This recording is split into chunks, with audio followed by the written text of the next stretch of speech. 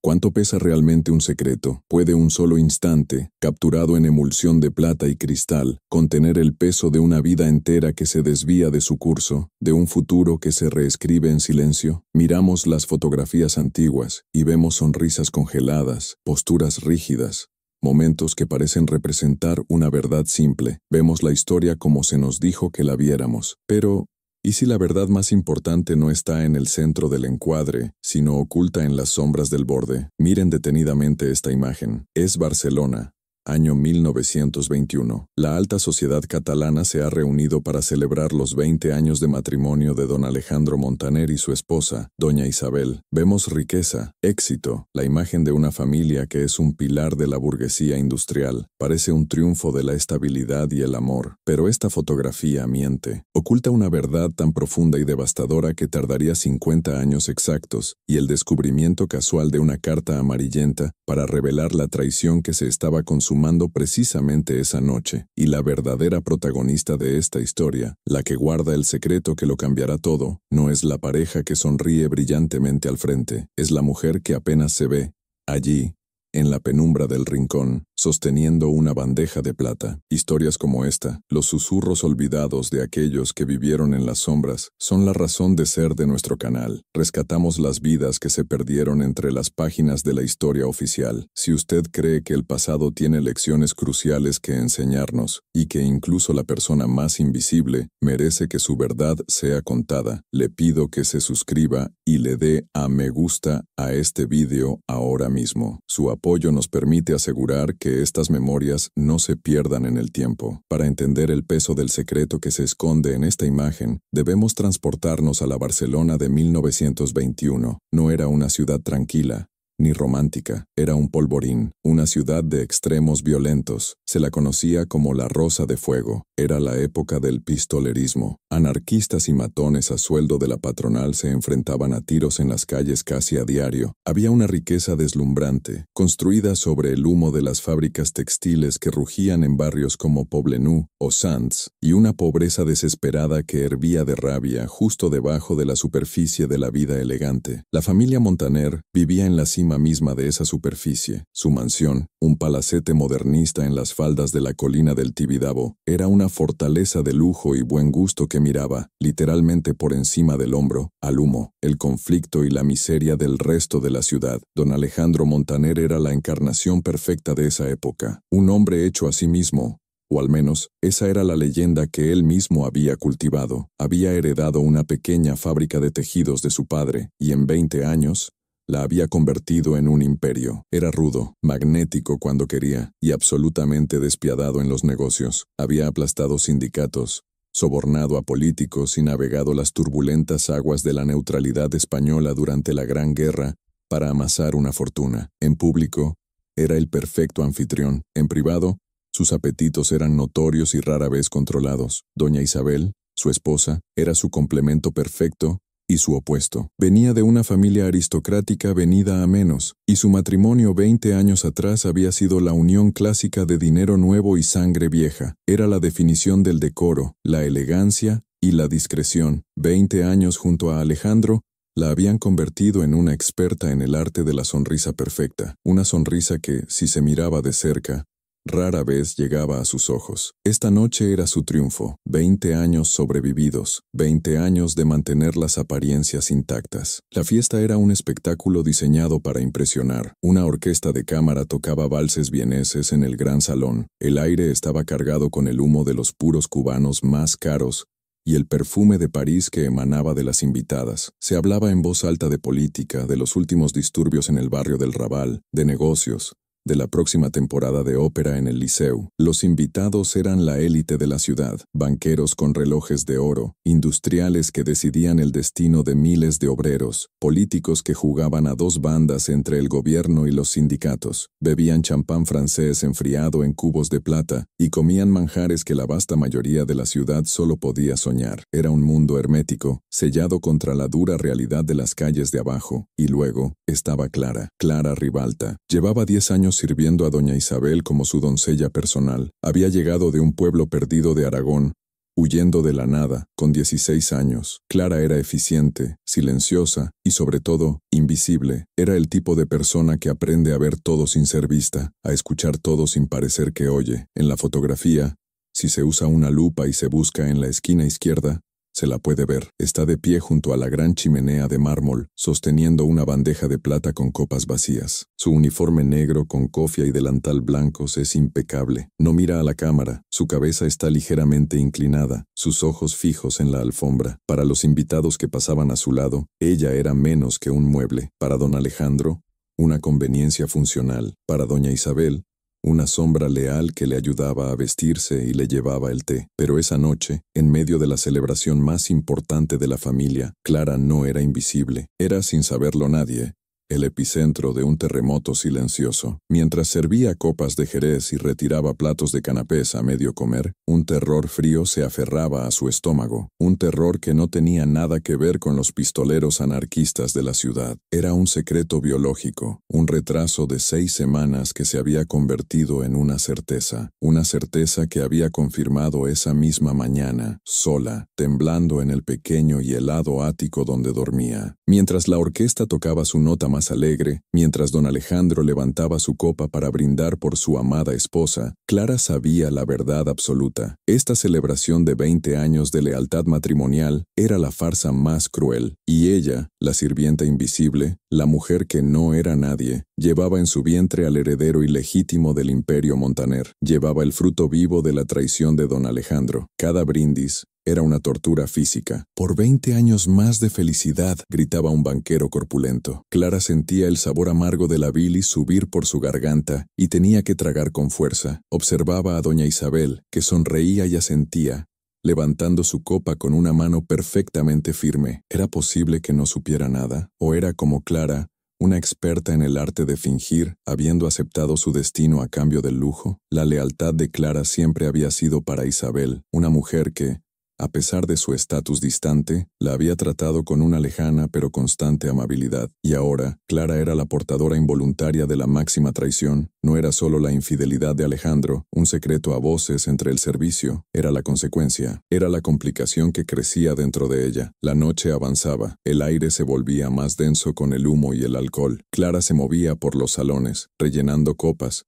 Su rostro una máscara de servilismo profesional. Pero por dentro, su mente corría a 1000 por hora, atrapada en un pánico frío. ¿Qué iba a hacer? Era 1921. Para una mujer como ella, soltera y embarazada, el destino era la ruina absoluta, el despido inmediato, el ostracismo, el hospicio, la calle, o algo peor. Y si decía la verdad, ¿quién demonios le creería? Sería acusada de mentirosa, de chantajista y arrojada a la calle sin un céntimo. Don Alejandro, con su poder y su falta de escrúpulos, la aplastaría como a un insecto. Lo vio reír, en ese momento, rodeado de otros hombres, dándole una palmada en la espalda a su suegro, un hombre celebrando su lealtad a una mujer mientras vivía una vida de engaño sistemático. La hipocresía del salón era tan espesa que casi se podía respirar. Fue entonces, justo después de la medianoche, cuando el fotógrafo contratado se preparó. «La familia», anunció con voz potente, tratando de imponerse a la orquesta. «Don Alejandro, doña Isabel, reúnanse por favor». Los 2 hijos adolescentes, distraídos y algo aburridos, se unieron a ellos. Posaron frente a la chimenea, el pilar de la sociedad catalana. Clara se había retirado instintivamente a un rincón, cerca de las pesadas cortinas de terciopelo, esperando fuera del camino, lista para ofrecer más jerez. El fotógrafo, queriendo capturar no solo a la familia sino el ambiente de la fiesta, amplió su encuadre en el último segundo. «No se muevan, miren aquí». Un destello cegador de polvo de magnesio iluminó la habitación como un relámpago, blanqueando todas las caras por un segundo, seguido de una pequeña nube de humo blanco y un olor acre. El instante quedó congelado para siempre. La sonrisa orgullosa de Alejandro, la sonrisa practicada y cansada de Isabel, los rostros indiferentes de los hijos, y en el borde, apenas perceptible en la profundidad de campo, el perfil de Clara. En ese segundo de luz blanca y pura, mientras el obturador se cerraba y la imagen se quemaba en la placa de cristal, Clara tomó una decisión. No sería una víctima. No dejaría que su hijo fuera una nota a pie de página olvidada de la historia de esta familia. La traición de Alejandro no definiría su futuro. El destello se apagó. La orquesta volvió a tocar una pieza más animada. Nadie notó el cambio casi imperceptible en la postura de la sirvienta en la sombra. La fiesta continuó, pero para Clara, todo acababa de empezar. La fotografía había capturado, sin saberlo, el final de su antigua vida y el comienzo exacto de su plan secreto. La noche de la celebración se disolvió como un sueño febril, dejando tras de sí el hedor a tabaco rancio, copas volcadas y la ceniza blanca del flash de magnesio. Los últimos invitados se marcharon en sus automóviles, sus risas resonando en la fría madrugada de Barcelona. El silencio que cayó sobre la mansión Montaner era más pesado y opresivo que cualquier ruido. Para Clara, ese silencio era un grito. Mientras recogía con manos firmes los restos de la opulencia, su decisión, tomada en el instante del relámpago fotográfico, comenzó a asentarse en su cuerpo, no como una revelación valiente, sino como un bloque de hielo en su vientre. El miedo no se había ido, simplemente había cambiado de forma. Ya no era el pánico paralizante de una víctima, era el terror calculado de alguien que acababa de encender una mecha y ahora debía controlar la explosión. Regresó a su habitación en el ático mucho después de que los demás sirvientes se hubieran retirado. Era un espacio pequeño, inclinado bajo el techo, con una sola ventana que daba a los tejados oscuros. Hacía un frío cortante. El lujo del salón de baile no llegaba hasta aquí. Se sentó en el borde de su catre, el colchón de paja crujiendo bajo su peso. No se quitó el uniforme. En la quietud, la magnitud de su situación la golpeó con una claridad brutal. Estaba sola. Era una criada. Una mujer sin familia, sin dinero, sin posición. Era 1921. La sociedad estaba diseñada no solo para ignorarla, sino para destruirla activamente por una transgresión como esta. Un desliz moral la convertía en una paria, y el hombre responsable de su estado era don Alejandro Montaner, un hombre que trataba a la ciudad entera como su tablero de juego personal, moviendo personas como peones. Pero Clara tenía un arma que nadie, ni siquiera Alejandro, reconocía: su invisibilidad. Durante 10 años, había sido una sombra, y las sombras oyen todo. Las sombras ven dónde se guardan las llaves, qué correspondencia se quema rápidamente en la chimenea, y cuál se guarda en cajones secretos. Las sombras aprenden a leer el estado de ánimo del amo no por sus palabras, sino por el modo en que golpea su bastón contra el suelo de mármol. Clara conocía a la familia Montaner mejor que ellos mismos. Sabía que la riqueza de don Alejandro no era tan estable como él pretendía. Lo había oído en conversaciones telefónicas nocturnas, susurradas con rabia, sobre envíos bloqueados y deudas con bancos de Ginebra. Sabía que doña Isabel pasaba horas enteras en su habitación, no leyendo, sino simplemente mirando por la ventana, con una quietud tan profunda que rayaba en la desesperación. Y lo más importante, Clara sabía de la existencia de un pequeño libro de contabilidad de cuero rojo, que don Alejandro no guardaba en la caja fuerte principal, sino en el cajón inferior derecho de su escritorio, un cajón cuya llave él creía ingeniosamente escondida detrás de un pesado volumen de la historia de Cataluña en su biblioteca. El plan de Clara no era una súplica de misericordia. La misericordia era un lujo que hombres como Alejandro solo dispensaban públicamente. Su plan era la supervivencia y requería apalancamiento. Su hijo nonato, no sería un bastardo sin nombre arrojado a un orfanato de la iglesia. Sería reconocido, de una forma u otra, no por amor, sino por necesidad. Durante las siguientes 2 semanas, Clara se movió por la casa con una precisión aterradora. Su terror interno se canalizó en una eficiencia impecable. Realizó sus tareas con una calma que inquietaba a la otra cocinera. Pulía la plata hasta que brillaba con un resplandor doloroso, sus manos enrojecidas por el trabajo, mientras su mente catalogaba, planeaba y esperaba. La náusea matutina era una compañera constante, un recordatorio físico y urgente de que su tiempo se agotaba. Cada mañana que lograba ocultar su malestar era una pequeña victoria. Necesitaba ver la prueba de la debilidad de Alejandro, y esa prueba, lo sabía, estaba en ese libro rojo. La oportunidad se presentó un martes. Era el día de la ópera. Doña Isabel, envuelta en pieles y seda, se había ido al liceu. Los hijos estaban con sus tutores. Don Alejandro, Cosa rara, había salido para una cena de negocios con industriales alemanes. La casa estaba en calma. La mayoría del personal se reunía en la cocina del sótano para su propia cena frugal. Era la hora de Clara, la hora en que supuestamente debía preparar la habitación de doña Isabel para su regreso. Subió las escaleras, pero en lugar de girar hacia el dormitorio principal, caminó con paso seguro por el pasillo oscuro,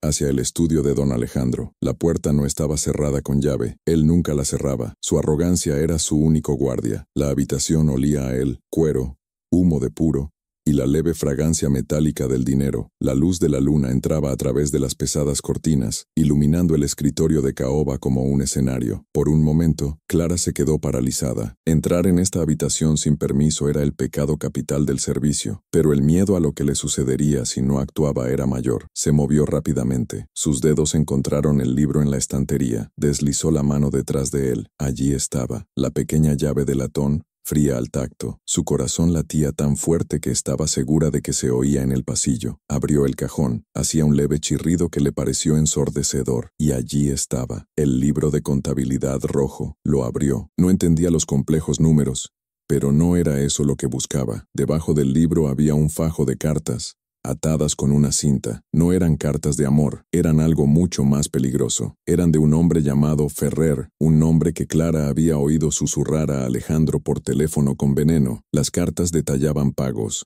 a ciertos trabajadores del puerto para ignorar ciertos contenedores que llegaban de Marsella, pagos a un contacto dentro del gobierno civil para retrasar permisos de sus competidores. Y luego, la más reciente, una carta que detallaba un pago considerable a un conocido pistolero anarquista, uno de los más temidos de la ciudad, no para atacarlo a él, sino para atacar la fábrica de su principal rival. Clara sintió que el aire abandonaba sus pulmones. Esto no era solo un negocio turbio, esto era traición a su propia clase. Alejandro no solo estaba luchando contra los anarquistas, estaba usando el terrorismo que paralizaba la ciudad como un arma contra sus propios socios. Estaba financiando el caos del que tanto se quejaba en público. Era una prueba que no solo lo arruinaría socialmente, podría llevarlo a la cárcel o ponerlo frente a un pelotón de fusilamiento, dependiendo de quién viera esa carta primero. Entendió de inmediato que esta información era 1000 veces más poderosa que el secreto de su embarazo. El embarazo podía ser negado.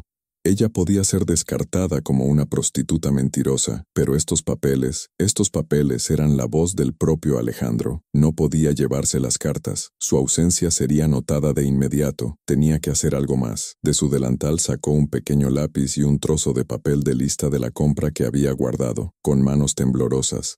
Pero con una velocidad nacida de años de trabajo eficiente, no copió las cartas enteras. Copió lo esencial, las fechas, las cantidades, el nombre, Ferrer, y la dirección del destinatario de los pagos, el pistolero. Era suficiente, era una clave. Volvió a colocar las cartas, ató la cinta exactamente como estaba, cerró el libro, cerró el cajón con llave. El chirrido volvió a sonar. Devolvió la llave a su escondite detrás del libro. Se alisó el delantal. Estaba a punto de salir, de retroceder hacia la seguridad de las sombras, cuando oyó el sonido más aterrador del mundo, la puerta principal de la mansión abriéndose y la voz de don Alejandro retumbando en el vestíbulo. «Dejad las luces. Me serviré yo mismo». Había vuelto antes, mucho antes. Clara se quedó helada. No había salida. El pasillo estaba oscuro, pero sus pasos pesados ya estaban en la escalera de mármol. Si la encontraba saliendo del estudio, estaría acabada. No habría excusa. El pánico, el verdadero pánico animal, la invadió. Miró a su alrededor. Solo había una opción. En un movimiento desesperado, se deslizó detrás de las pesadas cortinas de terciopelo que cubrían la ventana, encogiéndose en el pequeño espacio entre la tela y el cristal frío. Se hizo lo más pequeña posible, rezando para que la oscuridad del rincón fuera suficiente. Apretó el pequeño trozo de papel en su mano. Su corazón golpeaba sus costillas tan violentamente que estaba segura de que él lo oiría. La puerta del estudio se abrió de golpe. La luz eléctrica inundó la habitación. Vio su silueta, grande e imponente. Se detuvo a pocos metros de donde ella estaba escondida. Lo oyó servirse un brandy. El sonido del líquido golpeando el cristal. Él estaba quieto. Clara contuvo la respiración. El polvo de la cortina picando su nariz, luchando contra un impulso desesperado de toser. Él soltó un gruñido, como si estuviera molesto por algo. Caminó hacia el escritorio. Clara cerró los ojos esperando el grito de descubrimiento, pero él solo bebió su brandy. Luego,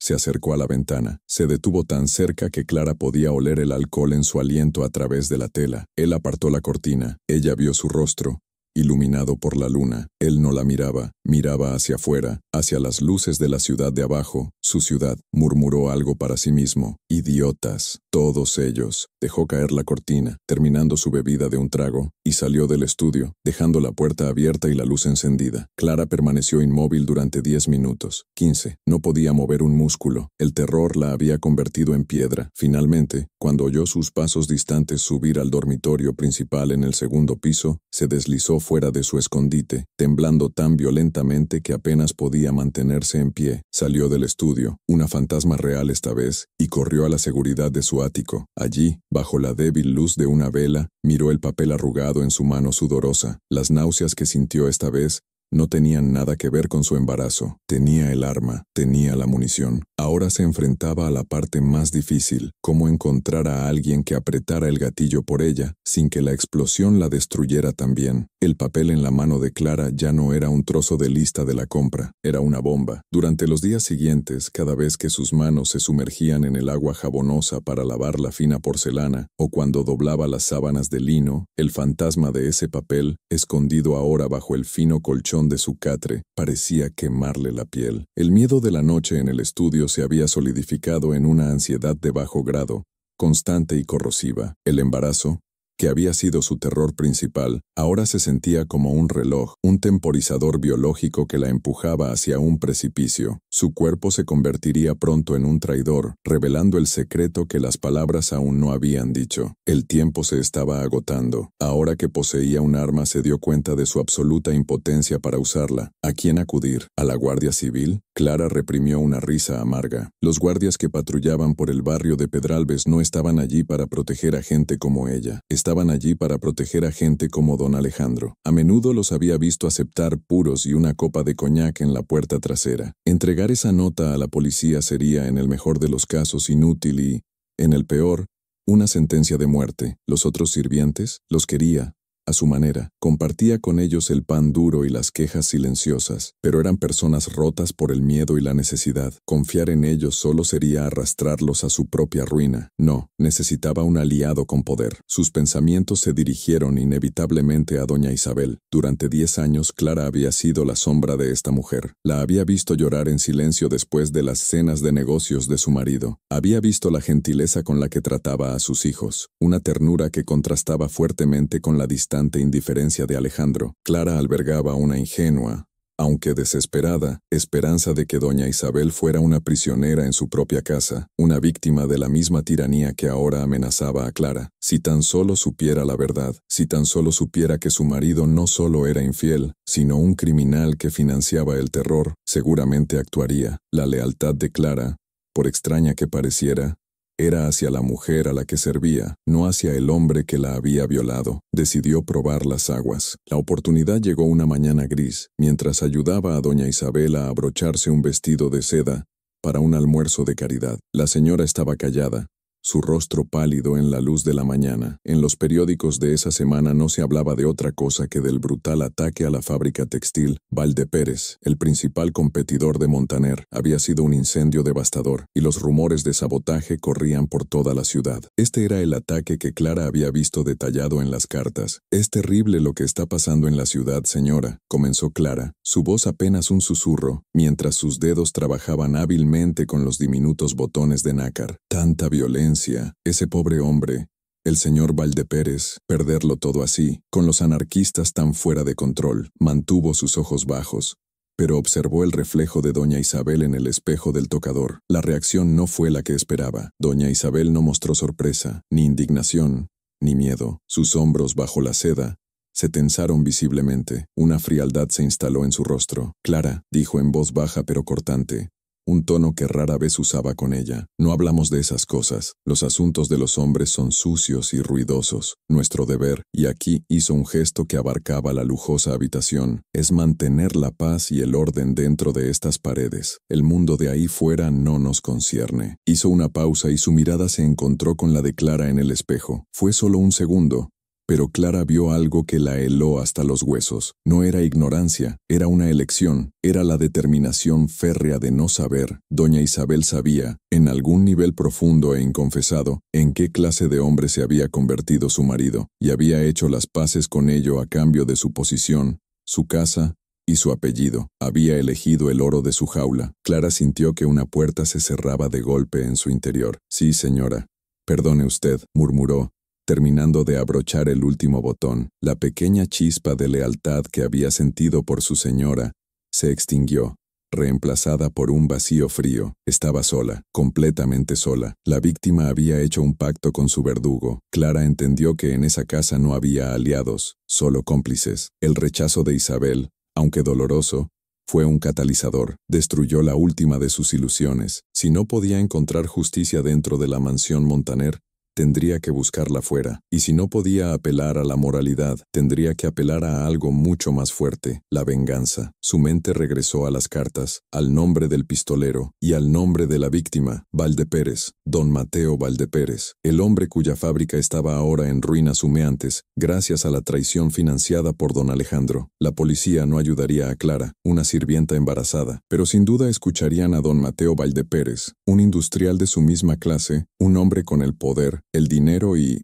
ahora, el motivo más poderoso de todos para destruir a Alejandro Montaner. El plan era terriblemente simple y demencialmente peligroso. Tenía que entregarle la información a Valdepérez. No podía enviarla por correo. Cualquier carta sería interceptada, y su letra, si se rastreaba, la condenaría. No podía pedirle a nadie que la entregara por ella. Tenía que ir ella misma. Esto presentaba un conjunto de obstáculos casi insuperables. Ella era una sirvienta. Sus movimientos estaban controlados. Solo tenía una tarde libre cada 2 semanas. Y aún así, se esperaba que se quedara en los barrios de servicio o visitara a una prima ficticia en Sants. Aventurarse en el exclusivo barrio donde vivía Valdepérez sería como caminar en la luna. Sería notada de inmediato. Sería interrogada por la policía, o peor, por los guardias privados de Valdepérez, quienes probablemente la confundirían con una anarquista o una mendiga. Y si lograba pasar, ¿qué diría? «Disculpe, señor, su rival en los negocios, que también es mi amo, está embarazándome y ha financiado el incendio de su fábrica». Sonaba como el delirio de una loca. No, necesitaba ser más inteligente. Recordó el nombre del pistolero en la carta. Ese era el vínculo, esa era la prueba. Durante los siguientes días,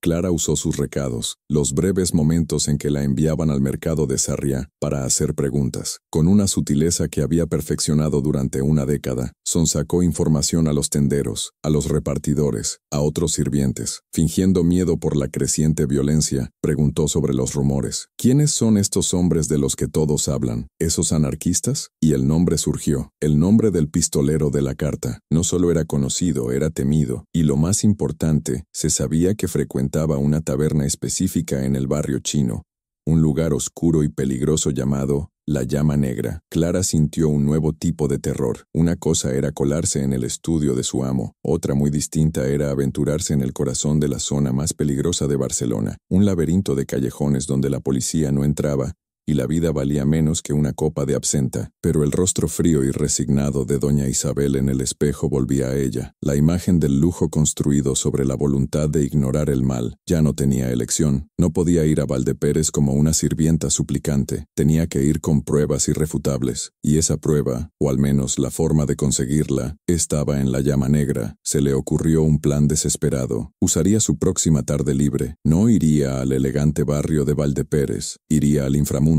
No buscaría justicia, buscaría al hombre que había cobrado el dinero de Alejandro, se enfrentaría al pistolero. Era una locura, era suicida, pero mientras se miraba en un trozo de espejo roto en su ático, sintiendo el primer cambio sutil en la cintura de su uniforme, supo que era el único camino, era su única oportunidad de comprar la vida de su hijo, incluso si le costaba la suya. La tarde de su libertad era un jueves, un cielo bajo y gris plomo cubría Barcelona, amenazando con una lluvia que nunca llegaba, un reflejo perfecto de la opresión que Clara sentía en su pecho. Durante 2 semanas, había vivido con la decisión, un trozo de carbón ardiendo en su bolsillo. Había ahorrado 3 pesetas de sus escasos recados. No era mucho, pero era todo lo que tenía. No se puso su uniforme. Hacerlo la marcaría instantáneamente como propiedad de la alta burguesía.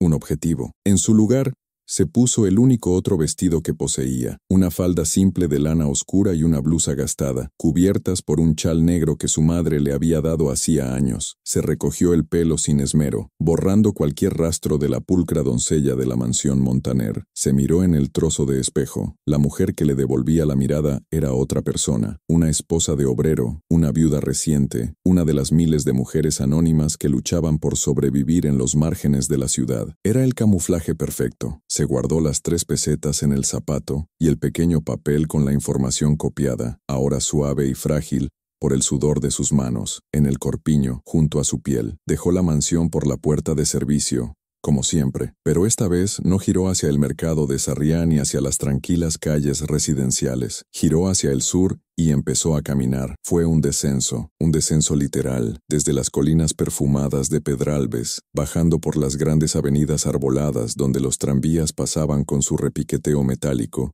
hacia el corazón hirviente de la ciudad. Cuanto más bajaba, más cambiaba el aire. El olor a pino y a carruajes limpios fue reemplazado por el hedor del carbón, el humo de las fábricas, el pescado podrido del puerto, y el olor agrio a vino barato y orina que emanaba de cada callejón. Los edificios se volvían más oscuros, más apretados, como si se inclinaran para bloquear el cielo. El catalán elegante y refinado que oía en la mansión fue sustituido por un castellano áspero, gritos de vendedores y los susurros de hombres en las esquinas que la seguían con la mirada. Llegó al barrio chino, el Raval, cuando la luz gris comenzaba a fallar. Esto no era un barrio, era una cicatriz en el rostro de la ciudad, un laberinto de calles tan estrechas que podía tocar ambas paredes extendiendo los brazos, hombres con boinas caladas, prostitutas jóvenes con ojos viejos, niños descalzos que corrían como ratas. La violencia aquí no era una noticia en el periódico, era el aire que se respiraba. Se sentía como si cada ventana fuera un ojo que la juzgaba. Su corazón latía contra sus costillas como un pájaro atrapado. Cada instinto le gritaba que diera media vuelta, que corriera de regreso a la seguridad de su ático, a la jaula dorada. Pero entonces, la náusea de la mañana volvió a ella, un recordatorio físico de lo que crecía en su interior, el hijo de un hombre que quemaba fábricas. Apretó la mandíbula y siguió adelante. La llama negra no tenía letrero, era solo una puerta oscura en un callejón aún más oscuro, marcada por una mancha de hollín sobre el dintel. El sonido de una guitarra desafinada y una voz rota salía del interior, junto con una nube de humo de tabaco tan densa que era casi sólida. Se detuvo por un momento. Esto era el lugar donde los monstruos se reunían. Reunió cada gramo de la resolución que había forjado en el estudio de Alejandro y empujó la puerta. El interior era un infierno de sombras. Era más oscuro que el callejón, el aire espeso e irrespirable. La música se detuvo, no de golpe, sino que se apagó, nota por nota, mientras la veintena de hombres que había dentro se giraban para mirarla. El silencio que cayó fue más ruidoso que cualquier grito. Vio rostros curtidos por el alcohol y la violencia, ojos vacíos, ojos evaluadores. Ella no era una prostituta, no tenía la mirada, no era una mendiga, estaba demasiado limpia. Era una anomalía, y en este mundo, las anomalías eran devoradas. Ignorando el pánico que le hacía temblar las rodillas, caminó directamente hacia el hombre que limpiaba vasos detrás de la barra de estaño. Era un hombre corpulento, con un solo ojo bueno. «Busco a Ferrer», dijo Clara. Su voz sonó extrañamente clara, sin temblor, como si perteneciera a otra persona. El hombre del bar dejó de limpiar el vaso, soltó una risa seca, que sonó como grava. «¿Quién lo busca? Dígale que es sobre el fuego de Valdepérez, y que tengo dinero». La palabra dinero cambió el aire. La hostilidad se convirtió en curiosidad. El hombre del bar la miró fijamente por un segundo. Luego asintió hacia una alcoba oscura en la parte trasera, oculta por una cortina de cuentas. «Espera ahí». Clara entró en la alcoba. Olía a absenta y a moho. Apenas había espacio para una pequeña mesa redonda y 2 sillas. Se quedó de pie, negándose a sentarse, negándose a mostrar debilidad. No esperó mucho. Las cuentas se apartaron y un hombre entró, llenando el espacio. No era grande como el hombre del bar, pero irradiaba una energía compacta y letal. Llevaba un traje decente, pero gastado. Tenía ojos oscuros y penetrantes, y ninguna emoción en el rostro. Este era un hombre que había visto todo y no sentía nada. Era Ferrer. «Tienes 5 segundos para decirme por qué no debería echarte a los perros de la calle», dijo en voz baja. Sin sentarse, Clara sacó de su zapato una de las pesetas y la puso sobre la mesa. Por su tiempo, luego lo miró directamente a los ojos, una violación de todas las reglas que había aprendido como sirvienta. He venido a pagarle lo que creo que mi señor olvidó. Ferrer arqueó una ceja. ¿Tu señor? Usted quemó la fábrica Valdepérez el 4 de este mes, dijo Clara, no como una pregunta, sino como un hecho. El pago fueron 20,000 pesetas, entregadas en el puerto, por un hombre que trabaja para Alejandro Montaner. La quietud de Ferrer se volvió peligrosa. Era como una cobra a punto de atacar. No dijo nada. Clara continuó, su voz temblando por primera vez, pero siguió adelante. Fue un trabajo bien hecho, pero mi señor es descuidado. Guarda las cartas, sus cartas, las que detallan el acuerdo. Las guarda en un libro rojo en su biblioteca. El rostro de Ferrer se contrajo. El color desapareció de sus mejillas. El peligro que emanaba de él era ahora palpable, llenando el pequeño espacio. Entendió al instante. Un rastro de papel, una prueba que lo conectaba directamente a él, no solo a Alejandro. ¿Y por qué me dices esto?, siseó, su mano moviéndose lentamente hacia el bolsillo de su chaqueta. Porque él también fue descuidado conmigo, dijo Clara, y por primera vez, su voz se llenó de un veneno tranquilo. Y porque sé que don Mateo Valdepérez está ofreciendo 30,000 pesetas, el doble de lo que usted cobró, a cualquiera que le diga quién estaba detrás del fuego. Puso la segunda peseta sobre la mesa. Ese es el nombre de su contacto. Y esa, puso la tercera y última peseta, es la dirección del señor Valdepérez. He oído que recibe visitas a cualquier hora si el asunto es urgente. Clara había hecho su movimiento, le había dado todo, le había mostrado su propia trampa, las cartas de Alejandro, y le había ofrecido una salida lucrativa, la recompensa de Valdepérez. Ahora, Ferrer tenía una opción: silenciar a Alejandro para destruir las pruebas, o traicionar a Alejandro para cobrar el doble. En cualquier caso, el imperio Montaner iba a arder. Ferrer la miró fijamente durante lo que pareció una eternidad. Sus ojos oscuros buscaban una trampa, una mentira, una debilidad. Solo vio a una mujer pálida y desesperada que acababa de firmar la sentencia de muerte de un hombre. Finalmente, soltó una risa lenta y gutural. Eres más valiente que todos los anarquistas de esta ciudad. Recogió las 3 monedas. Él guarda las cartas, dices, en un libro rojo, detrás de una historia de Cataluña, dijo Clara. El detalle final, la prueba de que decía la verdad. Ferrer asintió. Lentamente. Lárgate de aquí. Si te vuelvo a ver, estás muerta. Si le dices a alguien que estuviste aquí, estás muerta. Si mi nombre vuelve a salir de tu boca, encontraré a toda tu familia y estarán muertos. No tengo familia, dijo Clara. Se dio la vuelta, atravesó la cortina de cuentas. El salón principal de la taberna estaba en silencio. Todos los ojos la siguieron. Caminó con paso firme, sin mirar atrás.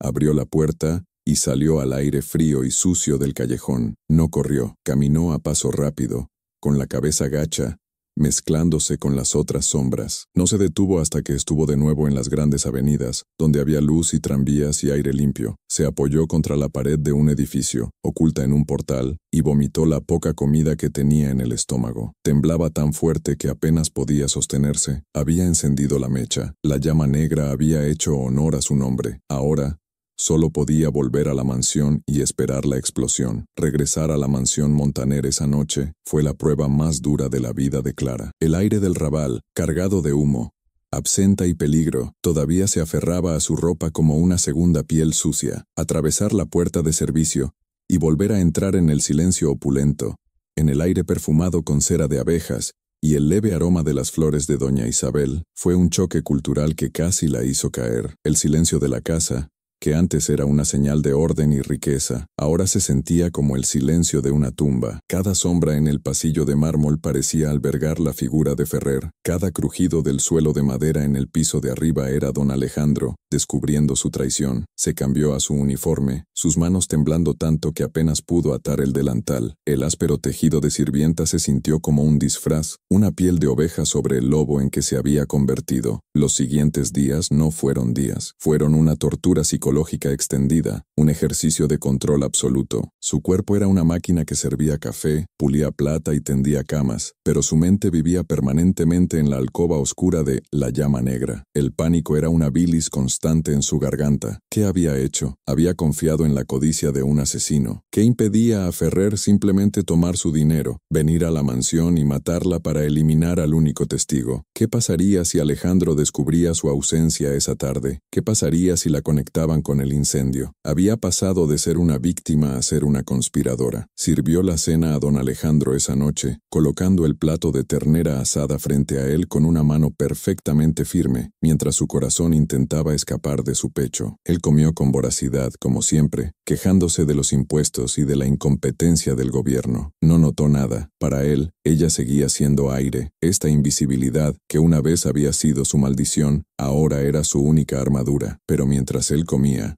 ella se preguntaba, ¿cómo podía este hombre sentarse aquí, bajo un candelabro de cristal, y ordenar la destrucción de la vida de otro hombre, y luego dormir profundamente? La náusea la golpeó de nuevo, y esta vez fue una mezcla de embarazo y repulsión moral. Pasaron 3 días. Clara casi se desmaya por el agotamiento nervioso. El silencio del mundo exterior era absoluto. No hubo noticias. Ferrer no había actuado. Valdepérez no había actuado. Nada. Quizás el pistolero se había reído de ella. Había tomado sus 3 pesetas y había desaparecido. Quizás todo había sido en vano, y ahora solo le quedaba esperar a que su embarazo se hiciera evidente y ser arrojada a la calle. La desesperación comenzó a reemplazar al miedo. Entonces, al 4.º día, el ambiente en la casa cambió, sutilmente al principio, y luego con una tensión palpable. Don Alejandro dejó de ir a la fábrica, se quedó en casa, encerrado en su estudio. Las llamadas telefónicas comenzaron, no las conversaciones ruidosas y jactanciosas de negocios,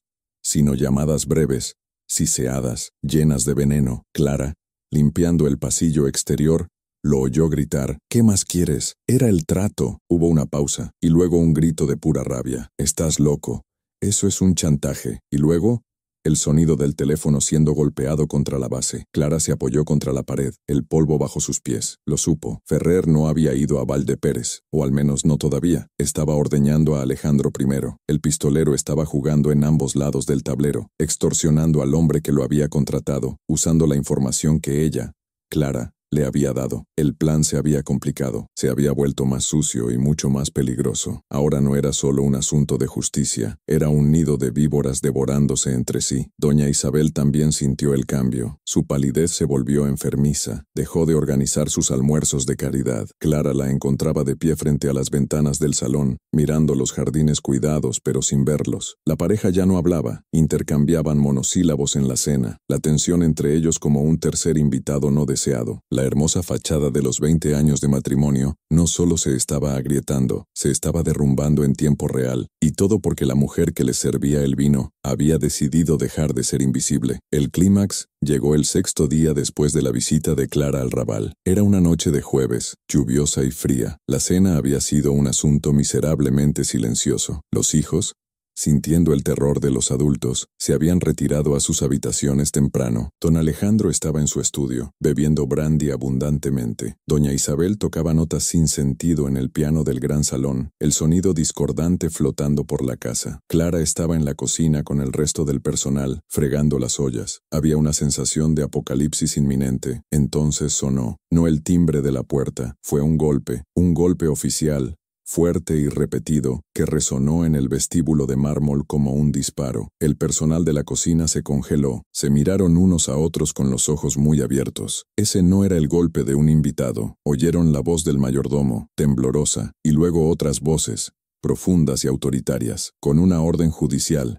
Apártese, pasos pesados, botas en el mármol, botas en la alfombra persa. La puerta del salón se abrió de golpe. Clara, que había salido instintivamente al pasillo de servicio que daba al gran vestíbulo, pudo verlo todo desde las sombras. 4 hombres de la Guardia Civil, con sus uniformes verdes y sus tricornios de charol, entraron como una marea oscura. No se quitaron los sombreros. Detrás de ellos, con el rostro pálido pero lleno de una furia fría, estaba don Mateo Valdepérez, y junto a Valdepérez, luciendo incómodo en un traje pero con una sonrisa torcida, estaba el hombre que Clara reconoció al instante, Ferrer, el pistolero. Don Alejandro salió de su estudio, con el rostro congestionado por el alcohol y la rabia. «¿Qué significa esto? Salgan de mi casa ahora mismo». «Alejandro Montaner», dijo el oficial al mando.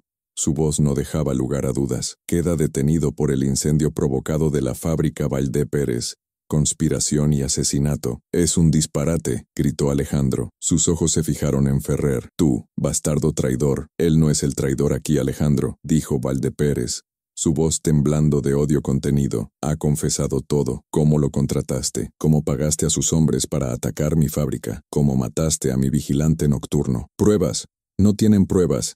Se burló Alejandro. Oh, pero sí las tenemos, dijo Valdepérez. Se volvió hacia el oficial. Ha dicho que está en el estudio, en un libro de contabilidad rojo escondido en un cajón secreto detrás de un libro de historia. La sangre desapareció del rostro de Alejandro. Miró con desesperación a su esposa, que seguía de pie junto al piano, congelada. Isabel, suplicó. Doña Isabel lo miró. Su rostro era la máscara de porcelana de la fiesta de aniversario. No había amor, ni miedo, ni sorpresa, solo un vacío frío y evaluador. Había hecho su elección hacía mucho tiempo. Miró a su marido, el hombre que le había dado riqueza a cambio de su alma, y lentamente apartó la mirada. Se volvió hacia la partitura del piano. No diría una palabra, no se hundiría con él. La jaula dorada estaba abierta, y ella se quedaría adentro, sola, pero a salvo. Dos guardias empujaron a Alejandro a un lado y entraron al estudio. Se oyó el sonido de libros siendo arrojados, el crujido de la madera forzada. Un segundo después, un guardia salió sosteniendo el pequeño libro rojo. Aquí está, y las cartas. Todo se acabó en ese momento. La arrogancia de Alejandro se desvaneció, reemplazada por el terror pálido y sudoroso de un hombre atrapado. No, esperen, podemos hablar, tartamudeó mientras le ponían las esposas. Lo sacaron a rastras. Mientras lo llevaban por el vestíbulo, pasó justo al lado del pasillo de servicio donde Clara estaba de pie, oculta en la penumbra. Ella se había quedado paralizada, con un paño de cocina en la mano. Por un segundo, sus miradas se cruzaron. Él se detuvo. Los guardias tiraron de él, pero él se quedó paralizado mirándola. Y en ese instante,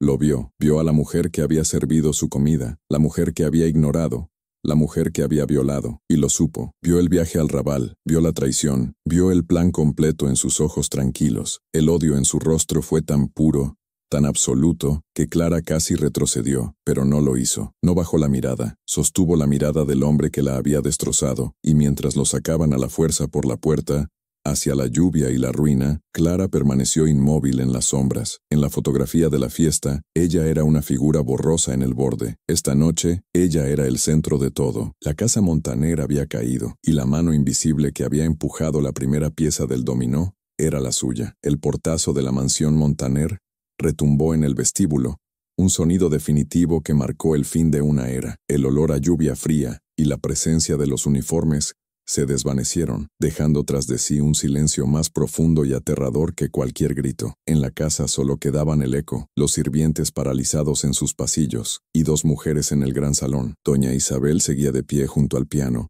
su rostro pálido como el mármol, y Clara, todavía en la penumbra del pasillo de servicio, con el paño de cocina en la mano, salió de las sombras. Sus pasos, por primera vez, resonaron en el suelo de la sala principal. Cruzó el salón, un espacio que tenía prohibido pisar salvo para limpiar, y se detuvo a pocos metros de su señora. No hizo falta decir nada. La mirada que se cruzaron contenía una década de servicio, y ahora, una nueva e incómoda verdad. Doña Isabel la miró no con rabia, sino con una fría y distante comprensión. Vio a la doncella que le abrochaba los vestidos, a la mujer que había sido invisible, y entendió el papel que había jugado en la destrucción de su mundo, o quizás en su liberación. Doña Isabel había elegido su jaula, y ahora el carcelero se había ido. «Puedes retirarte, Clara», dijo doña Isabel, su voz apenas un susurro. «Tus servicios ya no son requeridos». Era un despido, pero también era una absolución. Clara asintió una sola vez. No hizo una reverencia. Subió las escaleras hasta el ático por última vez. En su pequeño cuarto, no había mucho que empacar. Un vestido de repuesto, el chal de su madre. Dejó el uniforme negro y el delantal blanco doblados pulcramente sobre el catre. Eran la piel de una persona que ya no existía. Miró por la ventana la ciudad de Barcelona, ahora oscura bajo la lluvia. Había llegado a esa casa siendo una niña asustada, huyendo de la nada. Se iba como una mujer que había desmantelado un imperio. Bajó la escalera principal, no la de servicio, y por primera vez salió por la gran puerta de roble del frente. El aire frío de la noche la golpeó en la cara. Estaba embarazada, sola y sin trabajo, pero por primera vez en su vida era libre. No durmió. Al amanecer, no se dirigió a las pensiones baratas del Raval. Caminó hacia el centro de la ciudad, a las oficinas de Tejidos Valdepérez. Cuando dio su nombre, fue recibida no como una sirvienta, sino como una figura de importancia. Don Mateo Valdepérez, La recibió en su despacho, un hombre de rostro cansado pero con una nueva luz en sus ojos. No hubo cordialidades. Fue una transacción. La información que proporcionó, dijo él, juntando las manos sobre el escritorio, fue precisa. Las cartas estaban donde dijo que estarían. Ferrer confesó todo, a cambio de inmunidad por el incendio y su generosa recompensa. ¿Y don Alejandro?, preguntó Clara. El escándalo Montaner, dijo Valdepérez con una sonrisa sombría, señalando el periódico del día. Ocupa la primera plana. Está acabado. Sus socios lo abandonan. Sus bancos están cobrando las deudas. Lo que usted inició, la verdad, lo ha arruinado. La justicia, aunque tardía, ha sido servida. Pero Clara no buscaba justicia, buscaba supervivencia. Valdepérez entendió, abrió un cajón y sacó un grueso sobre de papel manila. Lo deslizó sobre la mesa. 30,000 pesetas, el doble de lo que él le pagó a ese asesino. Es una miseria comparado con lo que mi fábrica valía, pero es lo que prometí, y es más de lo que una mujer como usted verá en 10 vidas. Clara tomó el sobre, no lo contó. Sabía que el dinero estaba allí. Era el precio de su silencio, el precio de su astucia, el precio de su hijo. Gracias, señor, dijo ella. Espero que reconstruya su fábrica. La reconstruiré, dijo él, y será más fuerte. La miró con curiosidad. ¿Qué hará ahora? Barcelona no es un lugar seguro para usted. Si los amigos de Montaner alguna vez, Barcelona ya no es mi hogar, dijo Clara. Salió de la oficina. El peso del sobre en su bolso era un ancla que la estabilizaba. Clara Ribalta desapareció. Compró un billete de tren hacia el sur, lo más lejos que pudo de la Rosa de Fuego y sus cenizas. Se estableció en un pequeño pueblo costero cerca de Valencia, un lugar donde el mar limpiaba el aire y nadie conocía el nombre de Montaner. Se cambió el nombre, se convirtió en la señora Elena García, una viuda de guerra, una historia simple que nadie cuestionó. Con el dinero de Valdepérez, no compró lujos, compró una casa pequeña pero sólida, con un pequeño jardín, y cuando su hijo nació, meses después, le dio su propio apellido. Lo llamó Javier. El legado de Clara no fue de riqueza, sino de ruptura. El dinero que provenía del fuego y la traición se lavó y se transformó. Se convirtió en comida, en ropa limpia y sobre todo, en libros. Javier García creció sin conocer el pasado violento de su concepción, pero conoció el poder de la educación. El dinero de Valdepérez pagó las mejores escuelas. El niño, que en Barcelona habría sido un bastardo en un orfanato, se convirtió en un hombre de letras, un maestro de escuela que dedicó su vida a enseñar a otros niños de pueblos pesqueros. Clara, la que había sido invisible y analfabeta, vio a su hijo convertirse en un pilar respetado de una nueva comunidad. Encontró su resiliencia no en la venganza, sino en la creación. 50 años después, en 1971, Clara, ahora Elena, murió pacíficamente mientras dormía. Una anciana respetada, conocida por su jardín y su voluntad de hierro. Su hijo Javier, ahora un hombre de mediana edad, mientras ordenaba sus pocas posesiones, encontró una caja de madera cerrada con llave que nunca había visto. Dentro, solo había 2 cosas. Una era una fotografía, descolorida y frágil, de una fiesta opulenta, y debajo, una carta, sellada, dirigida a él. Era la noche del aniversario, fue la noche de la traición, y fue esa noche, 50 años atrás, que la carta de Clara, escrita décadas después, finalmente reveló la verdad. Le contó a su hijo sobre la mansión, sobre Alejandro, sobre la violencia y el miedo, y le contó cómo, en el instante en que el flash de la cámara estalló, una sirvienta invisible había decidido quemar un mundo injusto hasta los cimientos para salvarlo a él. Javier miró la fotografía y por primera vez vio el rostro borroso de su madre en el borde de la imagen, entendiendo que el amor feroz y silencioso que lo había criado nació en el corazón mismo del terror. Miren esta fotografía una última vez. Ya no vemos a Alejandro y a Isabel Montaner celebrando su éxito. Vemos una farsa, vemos un monumento a la hipocresía a punto de derrumbarse. El champán en sus copas fue comprado con violencia. La sonrisa de Alejandro es la máscara de un criminal. La sonrisa de Isabel es la armadura de una prisionera. Y en la esquina, esa sombra que sostiene una bandeja de plata, ella ya no es una sirvienta, es una arquitecta, es la mano del destino, es la prueba de que la historia no siempre la escriben los hombres poderosos del centro de la imagen, sino a veces la escriben las mujeres invisibles en los márgenes, aquellas que guardan los secretos más profundos y poseen el coraje de actuar. La historia de Clara Ribalta es un poderoso recordatorio, nos enseña que el verdadero poder rara vez se anuncia con trompetas. A menudo, reside en el silencio,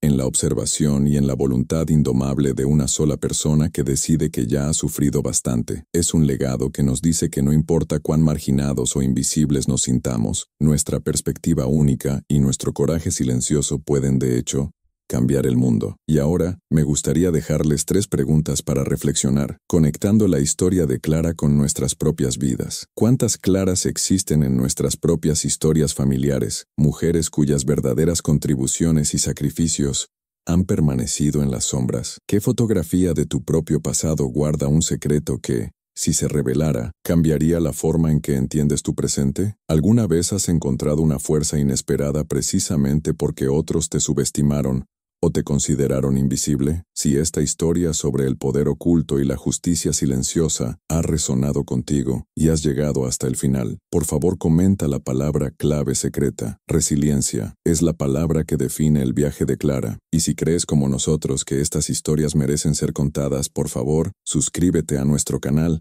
y activa las notificaciones. Dale me gusta a este video y compártelo. Tu apoyo es lo que nos permite seguir desenterrando estas increíbles verdades ocultas. Y no te vayas, porque la historia que te espera en el próximo video es la de un mapa antiguo que reveló un tesoro escondido no de oro, sino de cartas de amor perdidas en tiempos de guerra.